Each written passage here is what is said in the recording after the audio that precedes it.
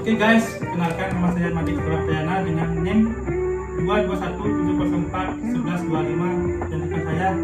Perkenalkan, nama saya Titi Damadika dengan NIM 22170411122. Guys, di sini yang kami gunakan adalah Pian Karisma, di mana Pian ini bergerak di bidang makanan, yaitu kue atau jajanan.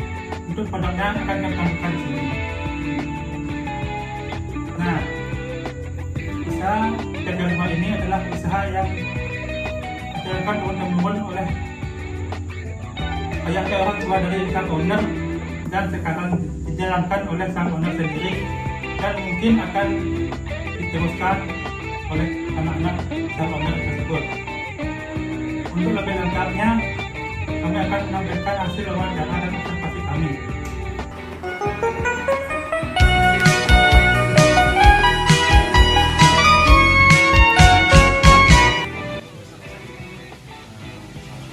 Assalamualaikum warahmatullahi wabarakatuh. Salam sejahtera bagi kita semua dan salam harmoni. Baik, perkenalkan, nama saya Titi Damadika dengan NIM 22170411122. Di sini saya bersama rekan saya. Dan kenalkan, nama saya Madik Prayana dengan NIM 22170411125. Nama saya Rafiki Makayuni. Saya di sini selaku anak dari pemilik perusahaan Kue Karisma. Baik, saya akan langsung saja memberikan pertanyaan yang pertama, yaitu bagaimana profil dari perusahaan Kue Karisma. Usaha Kue Karisma sebenarnya usaha dari turun-temurun, dari mendiang kakek, terus sekarang turun ke ibu dan sekarang dianggap sama adik-adik yang meneruskan usaha Kue Karisma. Untuk permasalahannya biasanya mengarah ke masyarakat menengah ke bawah. Nah, saya tanya lagi nih Pak, ini kan perusahaan makanan Bu ya. Saya kan perusahaan makanan kenapa ada sertifikasi halal? Apa untuk Pian Karisma ini tidak ada memiliki sertifikasi halalnya? Untuk masalah sertifikasi halalnya tidak ada. Terus untuk waktu nyari biar dapat sertifikasi halal, memang waktu itu ada kendalanya. Dari segi tempat sebenarnya yang prosesnya agak lama untuk mendapatkan sertifikasi halal. Untuk masalah penjualan sebelum sertifikasi halal emang agak susah ya. Ini diterima sama masyarakat karena kan yang beli kuenya kan nggak hanya Hindu aja gitu, yang non Hindu juga ada. Terus setelah dapat sertifikasi halal lumayan lancar untuk masalah penjualannya. Berarti kalau ada kayak gitu kan laris ya Bu ya?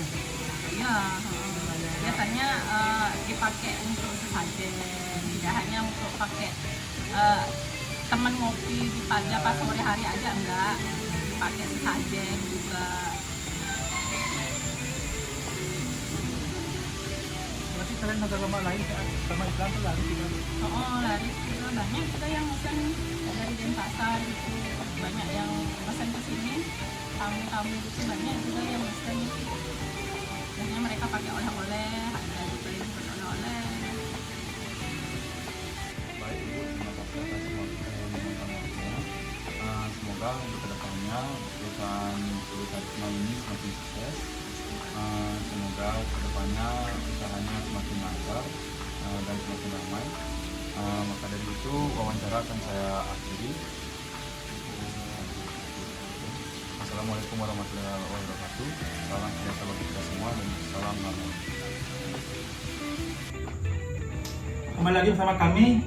Jadi berikut adalah hasil wawancara dan observasi kami, di mana kami mendapatkan bahwa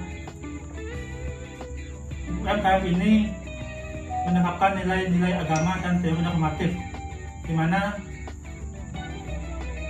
dalam pengambilan nilai agama dan teori normatif ini UMKM Pian Karisma ini telah mendapatkan sertifikasi halal, di mana sertifikasi halal ini sangat bermanfaat dalam penjualan dari UMKM Via Karisma ini. Selanjutnya, dalam mengambil nilai-nilai agama dan teori normatif ini, UMKM Via Karisma mendapatkan beberapa kendala dalam mengambil nilai-nilai agama dan teori normatif ini yang akan disampaikan oleh Yuda. Silakan Yuda. Baik, berikut beberapa permasalahan yang dihadapi oleh UMKM Via Karisma. Yang pertama ada adaptasi terhadap perubahan tren dan preferensi konsumen.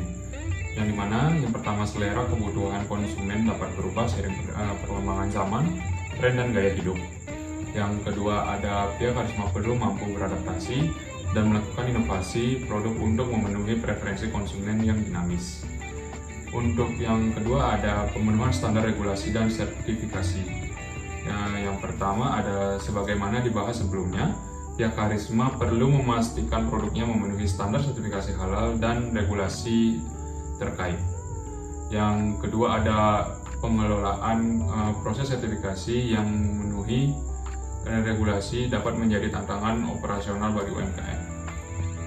Nah, dengan demikian